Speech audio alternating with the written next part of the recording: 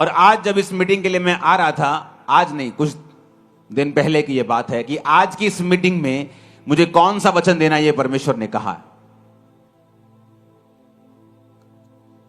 बहुत से लोग परमेश्वर ने कहा विश्वासी हैं और मेरे साथ अच्छी तरह से चल रहे हैं, लेकिन उनकी जिंदगी में वो विक्ट्री, वो जीत नहीं है, वो शैतान के ऊपर फतेह नहीं है। और उसका कारण परमेश्वर ने मुझे बताया। उसके दो कारण हैं। आज हम दोनों कारणों के ऊपर डिस्कस करेंगे। और आपको यह मालूम होना चाहिए, आज मार्च का महीना स्टार्ट हो चुका है, कुछ ही 2 हफ्तों में ईस्टर का महीना है और आत्मिक गर्मी बढ़ेगी। जिस तरह शारीरिक गर्मी बढ़ रही है, तो आपको इन दिनों में फास्टिंग के साथ, रोजों के साथ तैयार रहना है। आपको यह वेट नहीं करने कि मैं रोजे रखूं तो आप रोजे रखें। मैंने इस साल की शुरुआत में एक्स्ट्रा रोजे रख के ये साल की शुरुआत की थी जनवरी मंथ में, लेकिन मैंने आपको वो रखने के लिए नहीं बोला, क्योंकि मैं ट्रेडिशनल रोजों के ऊपर बिलीव नहीं करता हूं। मैं बिलीव करता हूं जब पवित्र आत्मा आपको किसी खास मकसद के लिए अगुवाई करता है, तब तक आप वो रोजे रखते हैं। नहीं तो आप हफ्ते में जो 2 रोजे, 1 रोजे, 2 रोजे आपको रखने चाहिए। एक क्रिश्चियन होने के नाते अपनी स्पिरिचुअल एक्सरसाइज को, अथॉरिटी को, जो परमेश्वर ने आपको अधिकार दिए उन्हें यूज करने के लिए, परमेश्वर से जुड़े रहने के लिए, वो 2 रोजे कम से कम मेरा ये मानना है कि आपकी लाइफ में होने चाहिए।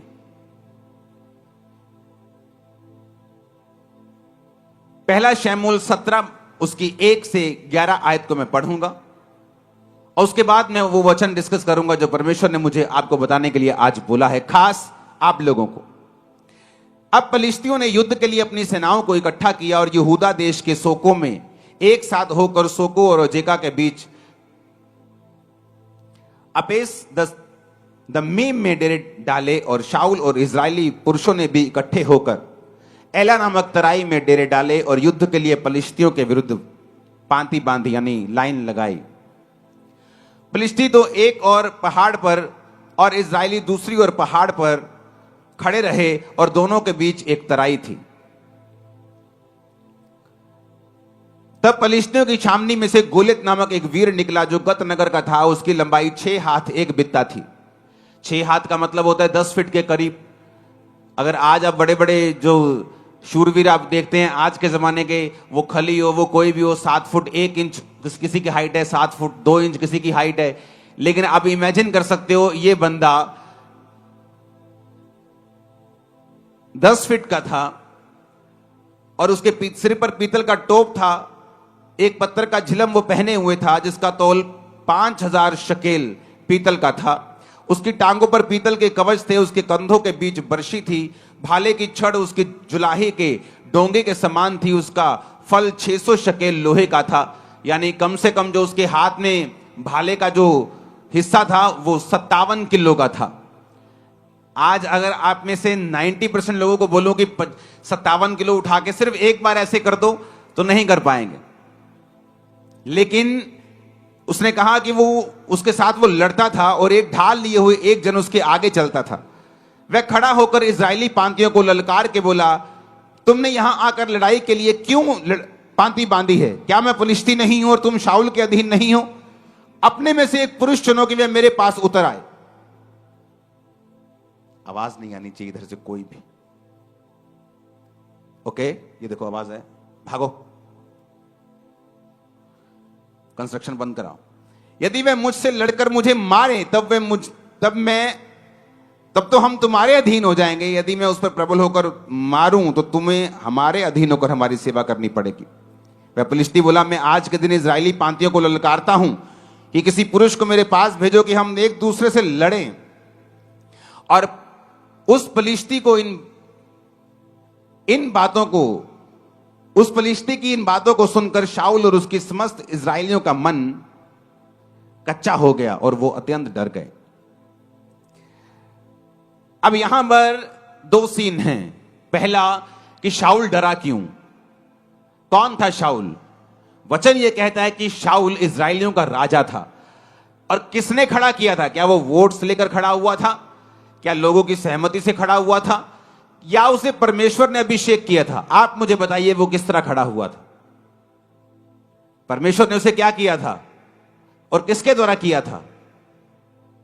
शमूएल नबी के द्वारा परमेश्वर ने उसका अभिषेक किया। और वचन कहता है कि जब वो परमेश्वर के साथ जुड़ा रहा, जब तक उसने बड़े बड़े राजाओं को मारा और उसने बड़े बड़े राजाओं को जमीन पर ला दिया, क्योंकि परमेश्वर का अभिषेक जो था उस पर था और परमेश्वर का आत्मा उसके साथ था। ऐसी एक भी लड़ाई नहीं थी जिसे शाऊल हारा हो, और शाऊल एक भी लड़ाई में शर्मिंदा नहीं हुआ था। लेकिन अब यह क्या हो गया कि एक वीर आके निकलता है और बाइबल कहती है कि इजरायली सारे लोग कांपने लगते हैं और शाऊल राजा भी कांपने लगता है। ऐसा क्या हुआ कि यह कांपने लगा? क्योंकि वचन कहता है कि परमेश्वर के वचन पर चलते चलते शाऊल परमेश्वर के वचन से हटा। उसने परमेश्वर की आज्ञाओं को मानना छोड़ दिया, अधूरी अधूरी आज्ञाओं को मानने लगा, अपने फायदे की आज्ञाओं को मानने लगा, परमेश्वर के साथ अपने संबंधों को तोड़ दिया। और इसीलिए बात गोलियत की नहीं थी। बात यह नहीं थी कि एक 10 फुट का बंदा 50-60 किलो की जुलाहे की डोंगी भाला बर्छा लेके उसके सामने खड़ा है और बड़ा लंबा और चौड़ा है और सैकड़ों किलो का है। बात यह नहीं थी। शाऊल ने पहले भी उसके जैसे बड़े लोगों को मारा था, बड़े राजाओं की उसने सिट्टी बिट्टी गुम की होगी, लेकिन अब ऐसा क्या हो गया कि अब वो उस गोले से डर रहा है। बात यह है, जब एक इंसान परमेश्वर से हट जाता है, जब एक इंसान परमेश्वर की आज्ञाओं में बना नहीं रहता है, वो पाप करता है, मूर्ति पूजा करे या वो व्यभिचारों में जाए, किसी पाप में जाए, परमेश्वर से हट जाए, प्रार्थना खत्म कर दे अपनी लाइफ की, तो वचन ये कहता है कि जो अथॉरिटी होती है, एक अथॉरिटी होती है शरीर की। आपको किसी गांव का सरपंच बना दिया, आपके पास अथॉरिटी है, आप उस अधिकार से काम कर सकते हैं। लेकिन वचन कहता है कि हमारा जो राज्य है वो तो आत्मिक है। एक अथॉरिटी होती है आत्मिक। जब एक व्यक्ति परमेश्वर के वचन पे चलता रहता है तो वो क्या नोटिस करता है कि उसकी जिंदगी में एक अजीब सी दलेरी है जो उसके अंदर रहती है। वो किसी मनुष्य से नहीं डरता, वो किसी चीज से नहीं डर लगता उसको। ये बात नहीं कि बिल्कुल डर लगता ही नहीं, वो फियरलेस है। बाइबल कहती है दाऊद भी डरता था। और वचन कहता है, जब आप भजन संहिता 46 पढ़ते हैं, उसने कहा मैं नहीं डरूंगा क्योंकि यहोवा मेरे संग है। डर उसके मन में था, लेकिन वचन कहता है कि वो अंगीकार ये करता था कि मैं नहीं डरूंगा क्योंकि यहोवा मेरे संग है। अब आपको ये बात पहले समझने की जरूरत है जिस टॉपिक पे हम हैं। अब शाऊल जो था, वचन ये कहता है कि उसकी आत्मिक अथॉरिटी को वो पाप और अनाज्ञाकारिता के कारण खत्म कर चुका था। कई बार क्या होता है, आप परमेश्वर के साथ आप रिश्ते में होते हैं, आप प्रभु के साथ मेल मिलाप में होते हैं, हाँ, आप रोज प्रार्थना करते हैं, आप पाप से दूर रहते हैं, आप सब तरह से परमेश्वर को प्रसन्न करने की कोशिश करते हैं। इसका मतलब ये नहीं कि आप 100% प्रभु यीशु को जैसे चलने लग जाते हैं, लेकिन आपकी इंटेंशन यही होती हैं कि मुझे कोई ऐसा पाप नहीं जानबूझ के करना, मुझे प्रेयर में रहना है, मुझे वचन पढ़ना है, मुझे रोजों में रहना है। और इस तरह से जब आप परमेश्वर में चलते हैं, एक अजीब सी स्पिरिचुअल अथॉरिटी आपके साथ रहती है। जब दो व्यक्ति दोनों चर्च में आते हैं, एक आत्मिक अधिकारों के नीचे है, वो परमेश्वर में चलता है, वो प्रार्थना करता है, वो प्रभु के साथ अच्छे संबंध हैं। ये नहीं, फॉरेन के लोग मैंने देखे, अच्छा संडे डबल दिहाड़ी मिल रही, संडे ज्यादा डॉलर मिलते काम करने के, तो संडे काम करते, कहते वचन हम कोई बात नहीं आके ऑनलाइन सुन लेंगे। वो पैसा नहीं इकट्ठा कर रहे, वो श्राप इकट्ठा कर रहे हैं। कि संडे डबल दिहाड़ी मिलती है, संडे टैक्सी का काम अच्छा चलता है, तो संडे प्रभु को छोड़ दो, कोई बात नहीं ऑनलाइन सुन लेंगे परमेश्वर क्या कहते हैं। सिर्फ ऑनलाइन सुनने से सब कुछ नहीं होगा। कई बार आप जब परमेश्वर की हुजूरी में आते हैं, आपको प्रैक्टिकली परमेश्वर वो ग्रेस देता है, अनुग्रह देता है, जिससे आप अपने जीवन की मुश्किलों से और अपने जीवन के प्रॉब्लम से और उन फाइट से बाहर आ सकें जो आपको घेरे हुए हैं। और वो ऑनलाइन रह के नहीं आते। ऑनलाइन है, कभी साल में एक मीटिंग, मुझे कहीं बहुत इमरजेंसी जाना पड़ रहा है तो मैं ऑनलाइन देख रहा हूं। उन लोगों के लिए ऑनलाइन है, फौजियों के लिए ऑनलाइन है, जिनको मालूम है कि हम अपना चौकी छोड़ के कहीं जा नहीं सकते, उन लोगों के लिए है। बाइबल कहती है जब आप अधिकारों से भरे होते हैं, फर्क कहां लगता है? एक व्यक्ति जो अधिकारों से भरा हुआ है और सही तरह से प्रभु में चलता है, दूसरा भी चर्च आता है, कभी कभी प्रेयर कर लेता है, कभी कभी पाप कर लेता है, कभी कभी शराब पी लेता है, कभी कभी कुछ कर लेता है, दोनों चर्च आ रहे हैं, दोनों में कोई फर्क नहीं। वो भी हालेलुया बोलता है, वो भी आमीन बोलता है, वो भी घोषणा करता है, वो भी विश्वास करता है यीशु प्रभु है। लेकिन फर्क तब होता है जब दोनों की जिंदगियों में उनको मुसीबतों का सामना करना पड़ता है। जब दोनों की लाइफ में कोई बीमारी आती है या कोई ट्रबल आता है या कोई मुश्किल आती, जो अधिकारों से भरा हुआ होता है, और जब वो अपने अधिकारों से मालूम होता है कि नहीं, मैं इस चीज के लिए नहीं बना हूं, और वो अधिकारों से उन चीजों को डांटना शुरू करता है और वो चीजें गायब होती हैं। जब दूसरा सेम अधिकारों के साथ, सेम वर्ड्स के साथ प्रार्थना करना शुरू करता है, उसे अंदर से मालूम होता है कि मेरी प्रेयर का असर जो है वो नहीं है, मेरी प्रेयर में पावर जो है वो नहीं है, और वो प्रेयर शैतान के ऊपर इफेक्ट नहीं कर रही, और वो प्रॉब्लम के ऊपर, वो बीमारी के ऊपर जाके उसको खत्म नहीं कर रही। वो सिर्फ वर्ड्स हैं जो मैं बोल रहा हूं। कितनों को मेरी बात समझ आ रही? जीसस क्राइस्ट, बाइबल कहती है कि एक जगह यीशु मसीह ने वचन सुनाया और यीशु मसीह ने चेलों को कहा कि अब तुम ऐसा करो, तुम चले जाओ, और चेलों को भेज दिया जबरदस्ती। जबरदस्ती लिखा है बाइबल, लोगों को भेज दिया, चेलों को भेज दिया। यीशु मसीह अकेले पहाड़ पर प्रार्थना करने के लिए चले गए।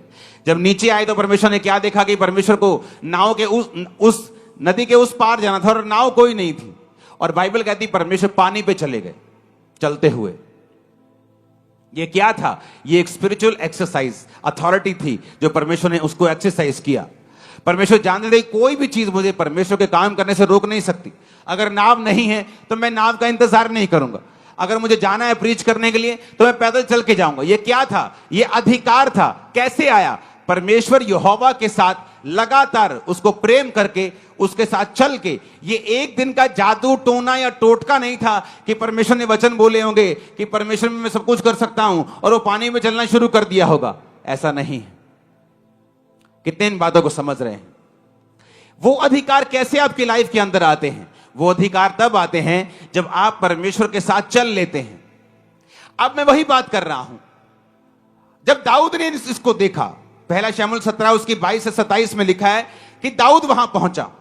कैसे पहुंचा? सबसे छोटा था, यिशै का बेटा। यिशै के 3 बड़े बेटे दाऊद उसकी शाऊल की सेना में थे, तो शाऊल की सेना में काम कर रहे थे। तो दाऊद के बाप ने कहा, बेटा कुछ सामान ले जा खाने पीने के लिए। तो वो अपनी भेड़ बकरियों को छोड़कर सामग्री लेके, बाइबल कहती है उनको मिलने के लिए चला। और जब वहां पहुंचा तो वहां पे जो गोलियत था वो ललकार रहा था फिर से, और अपने देवताओं का नाम ले लेकर श्रापित कर रहा था। अरे तुम ईसाइयों हो, तुम किसी काम के नहीं हो, और डरपोको, गालियां निकाल रहा था उनको। और जब दाऊद ने देखा तो बाइबल कहती दाऊद अपनी सामग्री सामान के रखवाले के हाथ में छोड़कर रणभूमि को दौड़ा और अपने भाइयों के पास जाकर उसका कुशल क्षेम पूछा। वह उनसे बातें कर ही रहा था, फिलिस्तियों की पांतियों में से वो वीर यानी गोलियत फिर से चढ़ आया और पहले के समान बातें करने लगा, और दाऊद ने उन्हें सुना। उस पुरुष को देखकर सब इजरायली अत्यंत भय खाकर उसके सामने से भागे। फिर इजरायली पुरुष कहने लगे, क्या तुमने उस पुरुष को देखा है जो चढ़ा आ रहा है? निश्चय वह इजरायलियों को ललकारने को चढ़ा आता है, और जो कोई उसे मारेगा राजा उसे धन देगा, अपनी बेटी का विवाह उससे कर देगा, उसके घराने को इजराइल में कर रहित यानी स्वतंत्र मतलब कि टैक्स फ्री कर देगा। उसे कोई इनकम टैक्स नहीं देना है, कोई सेल टैक्स नहीं देना है। दाऊद कहता है ये तो बड़ी जबरदस्त बात है। दाऊद ने कहा उस फिलिस्ती को मार के जो इजरायलियों की नामधराई दूर करेगा उसके लिए क्या किया जाएगा। दाऊद मेक श्योर करना चाहता था कि इतनी बड़ी ब्लेसिंग है उसको मारने की, क्या सचमुच मेरे घराने को टैक्स फ्री कर दोगे? क्या राजा अपनी बेटी की शादी मुझसे कर देगा? क्या मुझे बहुत सा धन देगा? लोगों ने कहा हां, जो कोई उसको मारेगा उसके साथ यही किया जाएगा। अब दाऊद जो था वो परमेश्वर के साथ संबंधों में था, परमेश्वर के साथ सही नाते में था। इसलिए दाऊद जब गोलियत की ओर देख रहा था उसे गुस्सा आ रहा था। कहता ये खतना रहित फिलिस्ती, ये एक ऐसा इंसान जो यहोवा को नहीं मानता, यहोवा की सेना को कैसे ललकार सकता है?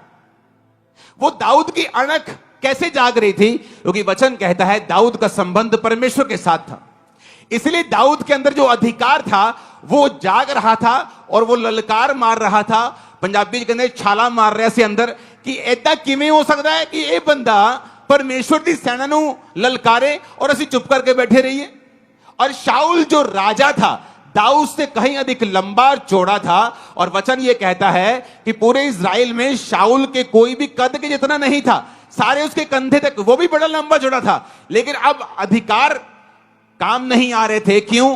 क्योंकि अंदर से वो करप्ट हो चुका था और परमेश्वर के साथ रिश्तों को खो चुका था। इसलिए जो स्पिरिचुअल ऑडेसिटी जिसे बोलते हैं, एक स्पिरिचुअल ताकत, दलेरी जो आदमी के अंदर होती है, जब उसकी लाइफ में शैतान अटैक करता है या बीमारी अटैक करती, उसे मालूम है परमेश्वर के साथ है, वो बोलता है एक बीमारी भाग जा यीशु के नाम। वो प्रेयर में डांटता है, मास प्रेयर में डांटता है, और उसे मालूम है इस बीमारी को झुकना पड़ेगा क्योंकि मेरा संबंध परमेश्वर के साथ है। लेकिन अगर उस बंदी को पता हो कि रात को मैं ब्लू फिल्म में देख के आया हूं, मेरी लाइफ में कमी है, टाइट पे नहीं करता हूं, प्रेयर नहीं करता हूं, उसको मालूम है जब बीमारी उसको घेरती है या शैतान उसको घेरता है, उसको अंदर से पता होता है कि मैं इसको डांटूंगा तो ये भागेगा नहीं, मैं इसको भगाऊंगा ये भागेगा नहीं, क्योंकि वो आत्मिक अधिकार ओरिजिनल है और शैतान भी उन अधिकारों को जानता है अगर वो आपके अंदर है और आप परमेश्वर के साथ सही हैं तो। इसलिए बाइबल कहती है सिकोवा के 7 पुत्र जादू टोना करने की तरह यीशु का नाम लेकर भी दुष्ट आत्मा पर फूंकते थे। जिस तरह पौलुस निकालता है यीशु के नाम में, हम भी तुझे यीशु के नाम में जाने का हुक्म देते हैं।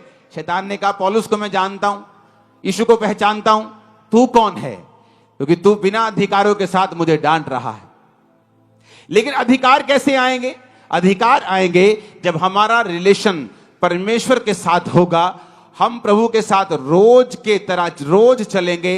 अपना क्रूस जो रोज उठाकर मेरे पीछे चलेगा वो मेरे योग्य होगा, परमेश्वर ने कहा। होता क्या है? आपको महसूस नहीं होता। आप अच्छी डाइट खाना शुरू कर दो, आपको एकदम से महसूस नहीं होगा। आप एक अच्छे देश में चले जाओ जहां का पोल्यूशन बहुत कम हो, एकदम से आपको फील नहीं होगा। लेकिन जैसे जैसे आप समय बिताते जाएंगे आपको महसूस होना शुरू हो जाएगा। आपके बाल अच्छे हो रहे हैं, आपकी स्किन अच्छी हो रही है, आपकी बॉडी अच्छी।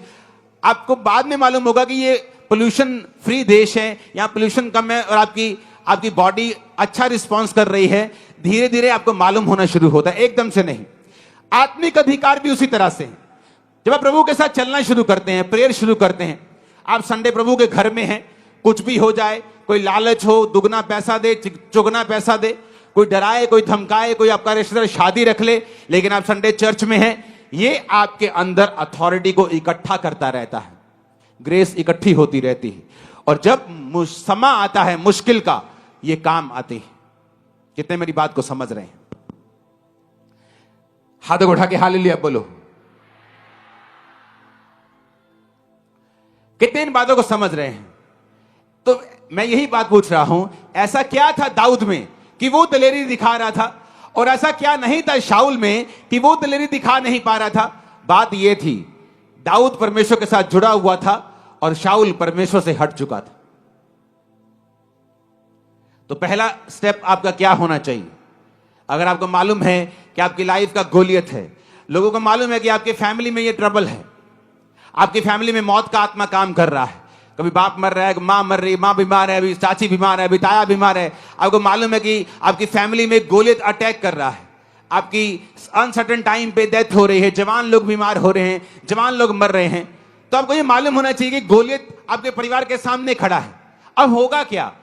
अब रोने से कुछ नहीं होगा, चिल्लाने से कुछ नहीं होगा, बाइबल के वचनों को जादू टोने की तरह टोटका बना के बोलने से कुछ नहीं होगा, जब तक आपका अपना संबंध परमेश्वर के साथ सही नहीं होगा। हालेलुया। और जब आपका संबंध परमेश्वर के साथ सही होने लगता है, आपके अंदर अधिकार आने लगते हैं, और यह प्रैक्टिकली ही मालूम हो सकता है।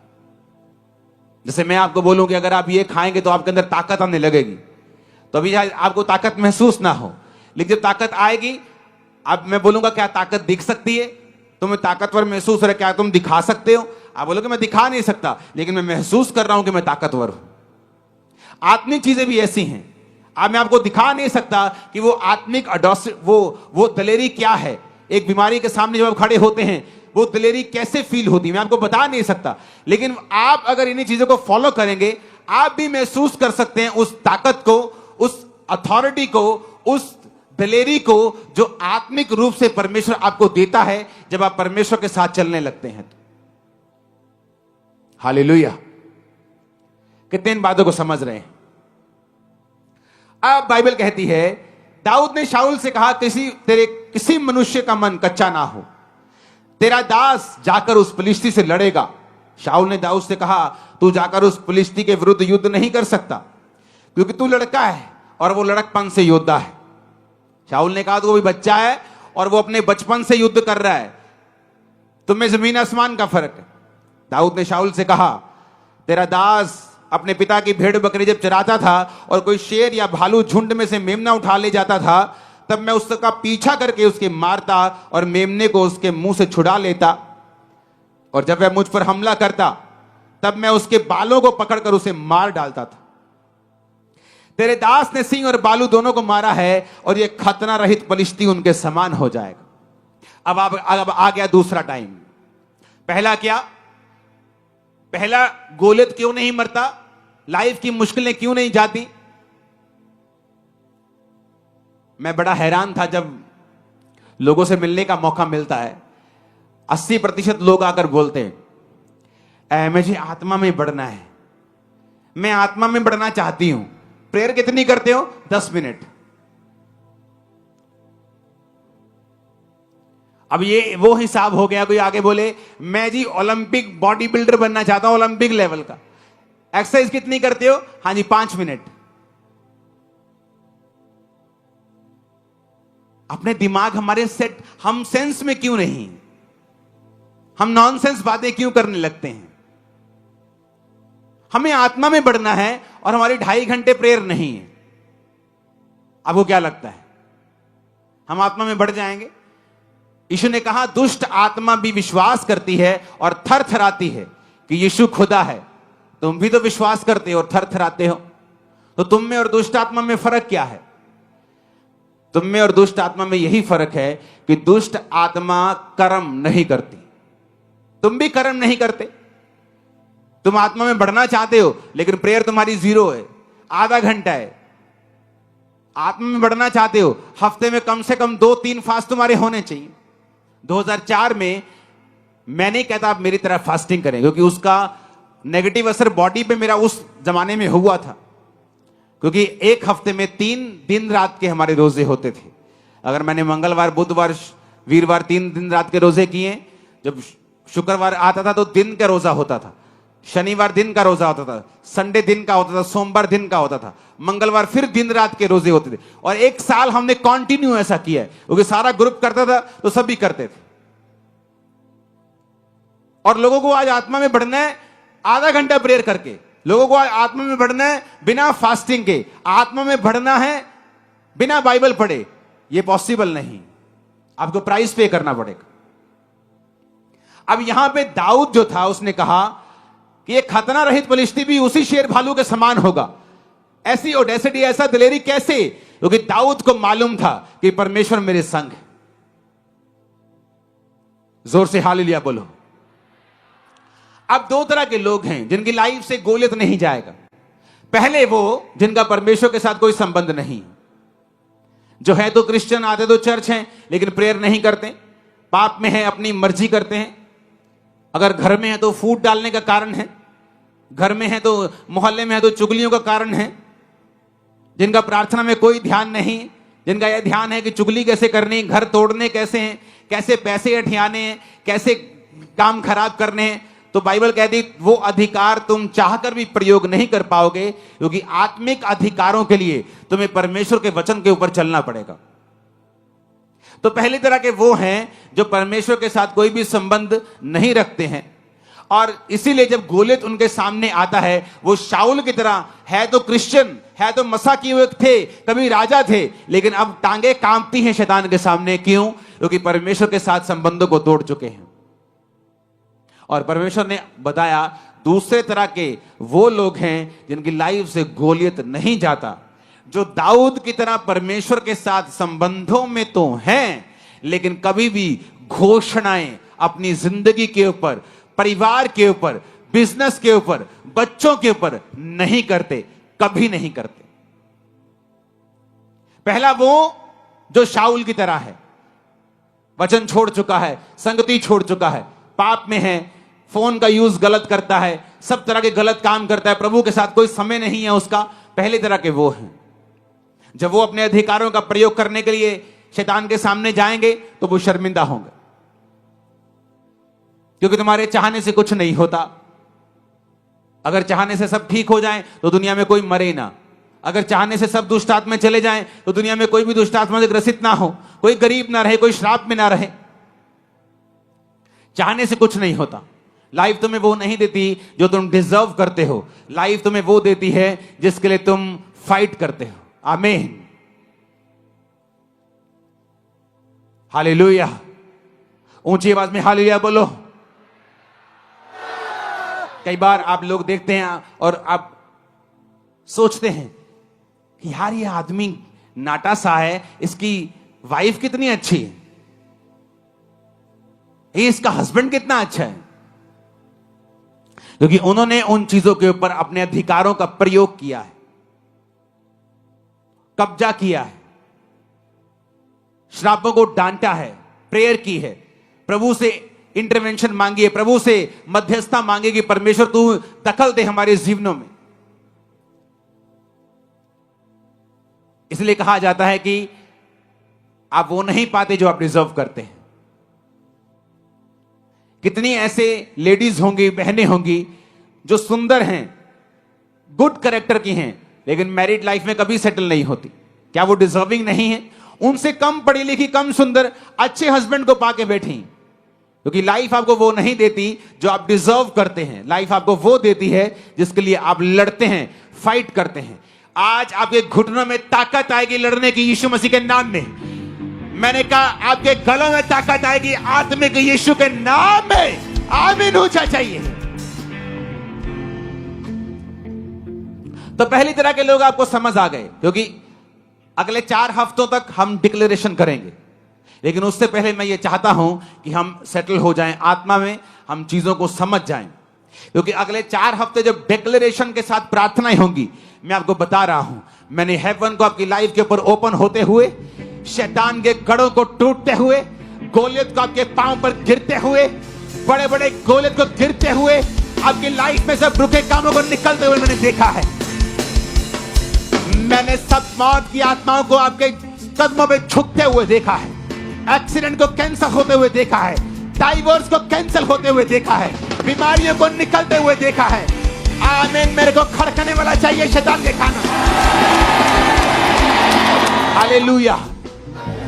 लेकिन इससे पहले कि हम डिक्लेरेशन करें, मैं नहीं चाहता कि हम में ऐसे लोग हों जो वचन को ना समझने वाले हों और वो डिक्लेरेशन को एक जादू और एक टोने और एक टोटके की तरह करें कि वचन में ऐसा लिखा है, बोलने से ऐसा हो जाता है, हम भी बोलेंगे। लेकिन वो दूसरा स्टेप है।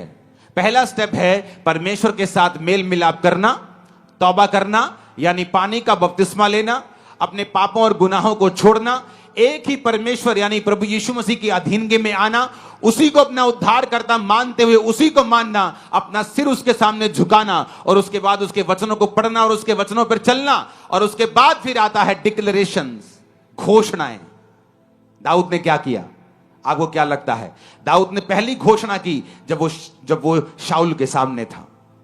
उसने कहा, शाऊल, जब मैं ऐसा ऐसा पिता की भेड़ बकरी को चराता था तो मैं शेर भालू को मार देता था, बालों से पकड़ के मार देता था।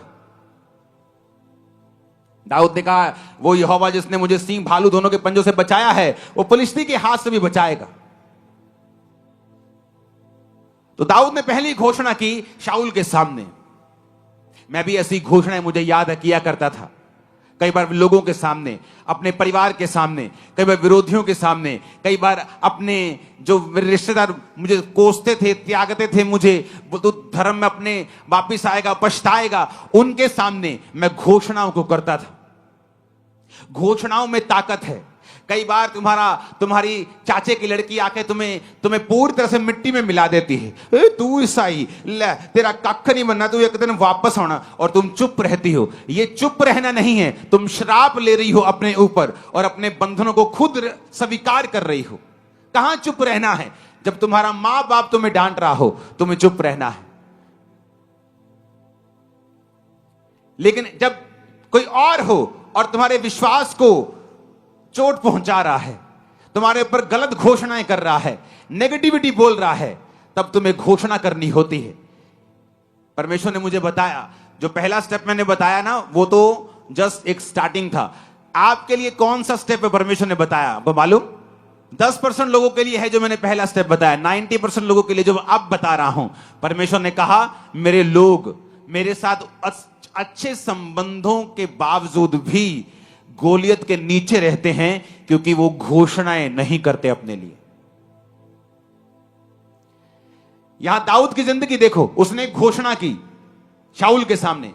शाऊल कहता बेटा तू अभी छोटा है, और वो जब वो छोटा था तभी से लड़ता है। यानी अगर वो 40 साल का है, वो 26 साल का एक्सपीरियंस है बेटा, तेरी उम्र अभी 15 20 16 साल है, 18 साल है, तू नहीं लड़ सकता। उसने कहा जब मैं अपने बाप के भेड़ बकरे को चराता था ना, तो कोई शेर भालू आता था तो मैं उसको केसों से पकड़ के मार देता था। तो जो परमेश्वर मुझे शेर भालू के हाथ से बचाता था, वो इसके हाथ से भी बचाएगा। घोषणा, घोषणा। मैं घोषणा करता हूं तुम कभी फेल नहीं होगे। मैं घोषणा करता हूं इसी साल तुम्हारी शादी होगी। मैं घोषणा करता हूं तुम फाइनेंशियली ब्लेस्ड होगे। मैं घोषणा करता हूं तुम डर की आत्मा के नीचे नहीं जियोगे। आमीन ऊंचे वाला चाहिए। आप मेरी बात समझ रहे कि नहीं? घोषणा क्या तुम करती हो? क्या तुम करते हो? एक शराबी, पूरा शराबी, टूल वाला शराबी, शराब पीता था, नाली में गिरता था, रोज नाली में गिरता था, रोज घर लेके आते थे। मां क्रिश्चियन थी, कभी कर्ज नहीं किया, बोलती थी मेरा बेटा एक दिन सेवक बनेगा। वो सेवक बना, बड़ा हो गया। घोषणा, घोषणा, घोषणा। तुम्हारा बच्चा शरारती हो, कभी मत कहो मेरा बच्चा शरारती है, बोलो मेरा बच्चा एक्सेलेंट है। आज जब फ्लाइट में, मैंने में बताया था कि फ्लाइट में जब जाते हैं, एंड ऑफ द फ्लाइट सारी एयर होस्टेस हमें आके जरूर ये बात बोलती हैं, आपके बच्चों के जैसा कोई बच्चा हमने नहीं देखा है। ये कैसे इतने काम हैं, कैसे हर चीज को बोलते हैं, हैंडल करते हैं, चीजें करते हैं, शोर नहीं, रोते नहीं, चिल्लाते नहीं, खिंचते नहीं। मैंने कहा घोषणाएं। बचपन में जब ये थे, घोषणाएं, घोषणाएं, घोषणा, घोषणा, डिक्लेरेशन, डिक्लेरेशन, डिक्लेरेशन। तुम जैसा बोलोगे, परमेश्वर ने क्या कहा, मैं उन चीजों के नाम जो नहीं ऐसे लेता हूं जैसे कि वो हैं। अब्राहम, तेरा नाम आज से अब्राहम होगा। है प्रभु, मेरे पास तो अपना एक कुत्ते का बच्चा भी नहीं है, तो मेरा नाम तू रख रहा है कि जातियों का पिता होगा। सारे, तेरा नाम सारा होगा। बहुत से राजकुमारों की माता। हे प्रभु वो बख्श दे, ऐसा मेरा नाम मत रख। जैसे आज अगर चर्च में कोई बहुत गरीब भाई बैठा है, जो कल को अमीर हो जाएगा वो कोई प्रॉब्लम नहीं, लेकिन आज बहुत गरीब और घर जाके बोले आज से मेरा नाम धनी चंद है आज से मेरा नाम मुकेश अंबानी है, वो लोग बोलेंगे यार तू क्यों बेइज्जती करवानी है अपनी। घोषणा, घोषणा। परमेश्वर ने कहा मेरे लोग नहीं जीत रहे गोलियत से, क्योंकि वो घोषणा नहीं करते। तुम लोग क्या सोचते हो, हाय प्रभु कुछ करेगा, हाय प्रभु इस दर्द नू कड्डेगा, हाय। और प्रभु क्या सोच रहा है कि मैंने तुझे सांपों और बिच्छुओं को रोंदने का अधिकार दिया, तुझे ताकत दी है, तू घोषणा करेगी, तू डिक्लेयर करेगी, तू घोषणा करेगी, मैं तुझे दूंगा। तू घोषणा नहीं करेगी, पावर तेरे पास होगी, लेकिन वो उसी मिट्टी में दब के खत्म हो जाएगी। आप मेरी बात समझ रहे कि नहीं? घोषणाएं। यहां पर पहली घोषणा दाऊद ने की। अब समय आया जब दाऊद ने जब घोषणा की, तो शाऊल ने 38 आयत में लिखा, शाऊल ने अपने कपड़े दाऊद को पहनाए, पीतल का टोप सिर पे रखा, झिलम पहनाई। दाऊद ने उसकी तलवार वस्त्र के ऊपर कसी और चलने का यत्न किया, और उसने उसे परखा नहीं था। और दाऊद ने शाऊल से कहा, इसके पहने हुए मुझसे चला नहीं जाता, क्योंकि मैंने इन्हें नहीं परखा है। दाऊद ने उन्हें उतार दिया।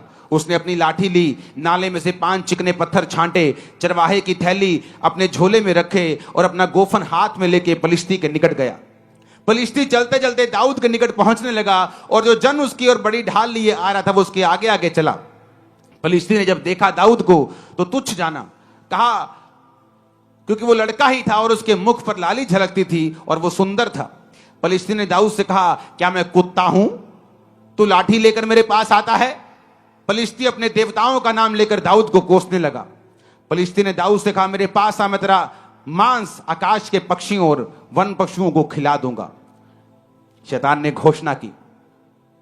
आप नहीं जानते, आपका एनिमी आप पर घोषणा करता है, आपका दुश्मन आप पर घोषणा करता है और आप चुप रहते हैं।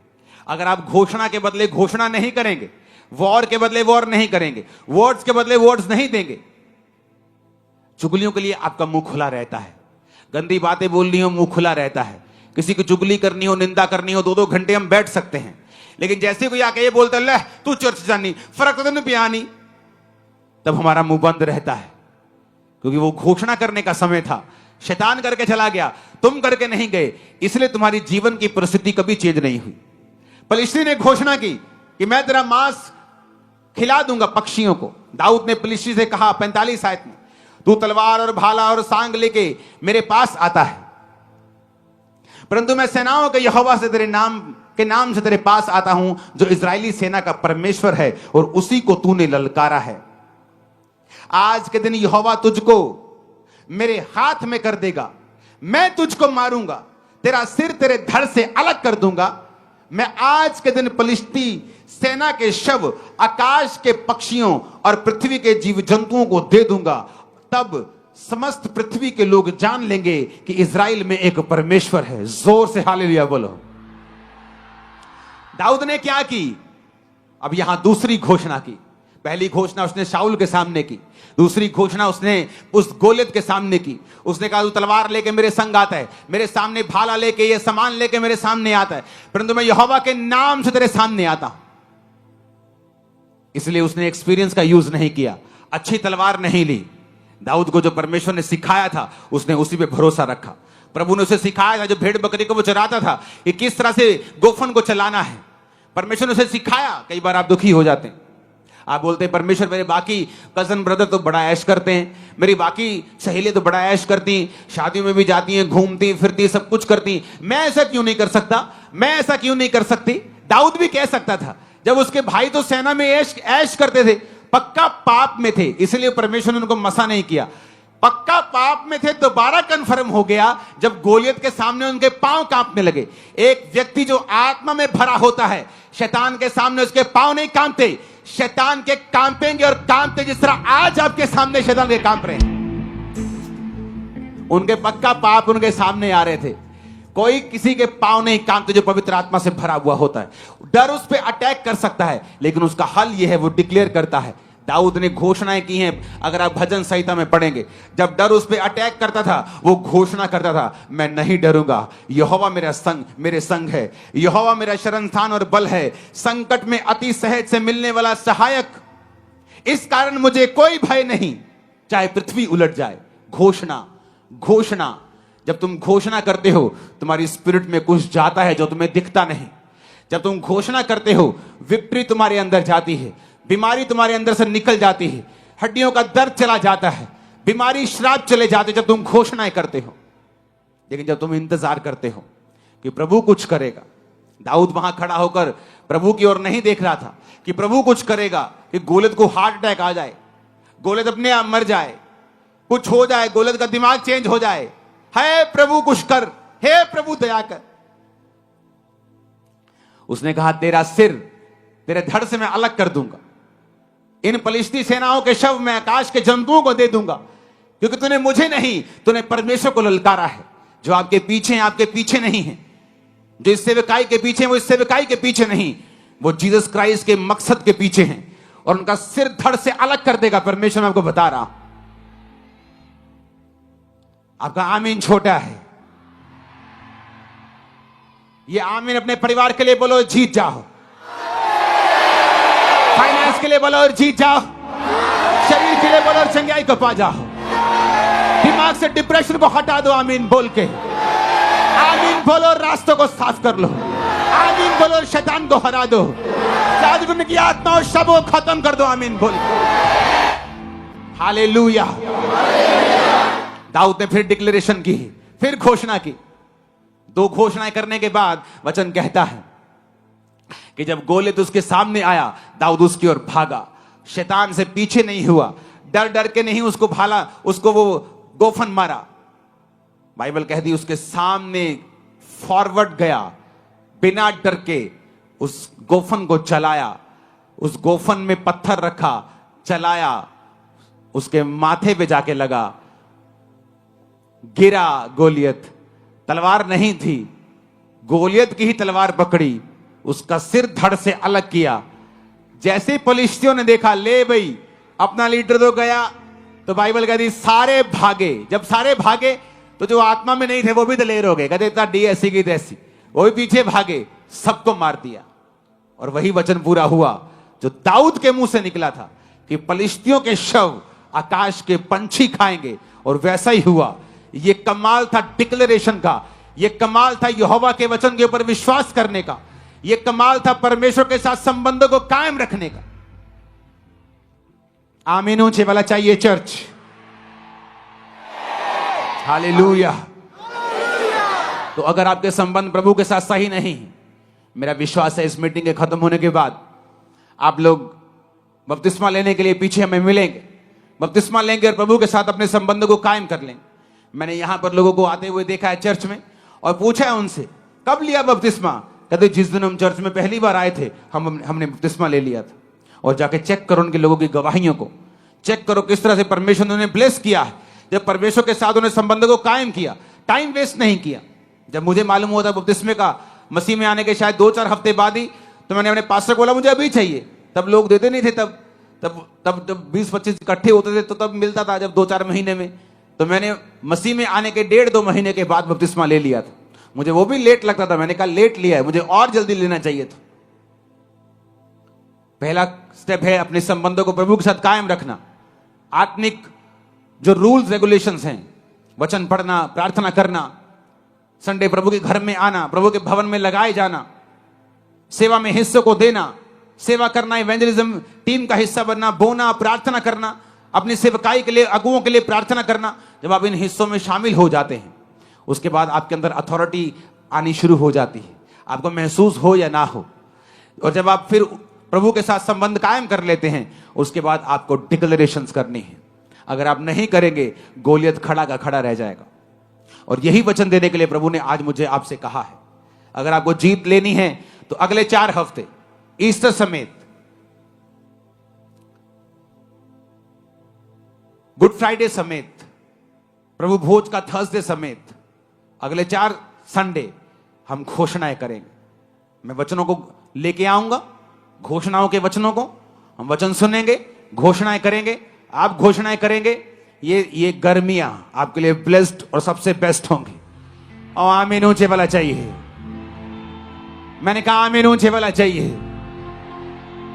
आप तैयार हैं क्या? वो कोई भी रोग क्यों ना हो, वो कोई भी ट्रबल क्यों ना हो, अगर आप घोषणाएं नहीं करेंगे, अगर आप डिक्लेरेशन नहीं करेंगे, आप बोलेंगे नहीं, घोषणाएं मन में नहीं होती।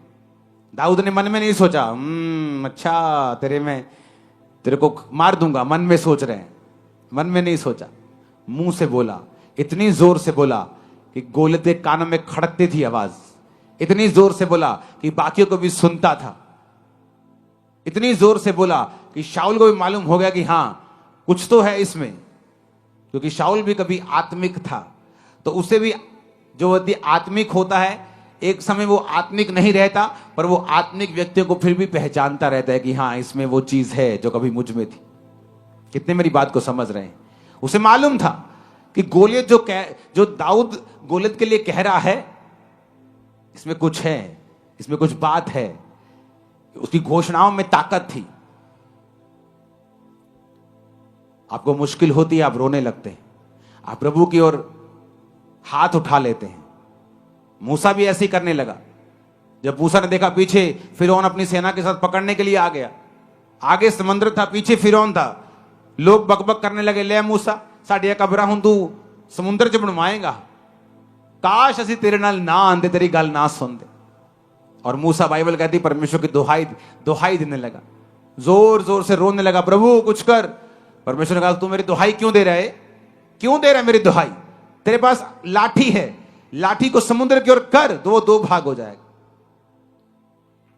क्यों दे रहे हो दुहाई? परमेश्वर ने कहा क्यों भिखारियों की तरह मांग रहे हो? तुम नहीं जानते तुम्हारे पास घोषणाओं की ताकत है, तुम्हारे पास वचन है, तुम वचन की घोषणा कर सकते हो, लेकिन प्रॉब्लम यह है इसको जादू टोने और टोटके की तरह हम नहीं बोल सकते जब तक हमारे संबंध परमेश्वर के साथ सही नहीं।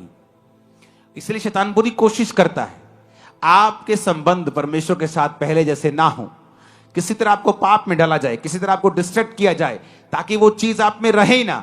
जब आप में वो चीज है ही नहीं, आपका पास्टर जितनी मर्जी घोषणाएं करे जाए, आप उसको रिपीट करी जाए, शैतान को मालूम है उस पर असर नहीं होने वाला है।